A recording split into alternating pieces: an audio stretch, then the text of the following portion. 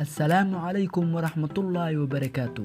halkani waa xogsida janaal walaal haday taa markii kugu horeyso aad soo booqato janaalkeena subscribe dheh gambaleelkana furo si aad u noqotid daawadaha koowaad ee uu soo gaaro muuqaaladeena mahadsanid.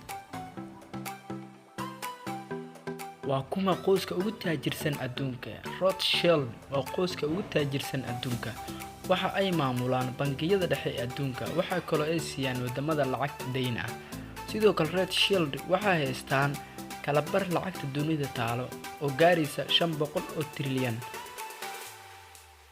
Rothschild family sidoo kale waxa ay maamulaan qaramada midoobay. sidoo kale waxa ay leeyihiin bangiga dhexe ee adduunka. sidoo kale waxa ay maamulaan hay'ad lacagta adduunka ee marka magaceeda la soo gaar loo yaqaan IMF. dadka qaar ayaa ku soo dhacda maskaxdooda marka ay maqlaan taajirnimo Bill Gates iyo Jesus Beer, iyadoo la iska indhatirayo in ibn aadamka ay u taajirsan yihiin qoyska Rothschild family. Rothschild family sidoo kale waxa ay leeyihiin kambaniyo iyo shirkado waaweyn oo ay ka mid yihiin CNN iyo shirkadda weyn filmaanta ee Bollywood iyo shirkadda cuntada soo saarta ee McDonald. sidoo kale waxay gacanta ku hayaan 3 meelood biyaha macaan ee adduunka. Rothschild family sidoo kale waxa ay madax ka yihiin hay'adaha sirdoonka caalamiga ah, iyaga oo u fududeeya madaxda ay doonayaan inay doortaan. waxa ay hoos u dhigeen xiriirkii u dhaxeeya lacagta iyo dahabka halka ay sare u qaadeen shidaalka iyo lacagta.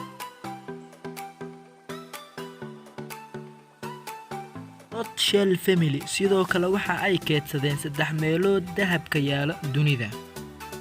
waxa ay hayaan furayaasha deymaha ee wadamada adduunka, qaasatan Mareykanka oo ay ku leeyihiin 20,000 trilyan dollarka Mareykanka. waxa ay xubno sarsare ka yihiin aqalka Mareykanka iyo Kongareeska iyo sidoo kale baarlamaanka dalka UK. Rothschild waxa uu dhalay 5 wiil oo kala ah Nathan, James, Amos, Charlie and Solomon. la soco qaybta labaad. mahadsanid.